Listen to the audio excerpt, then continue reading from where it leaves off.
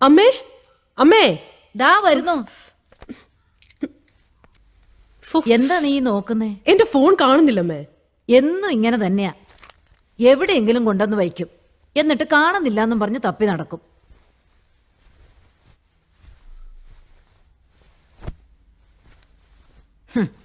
ദാ പിടിക്കേ. ഓ thank you അമ്മേ.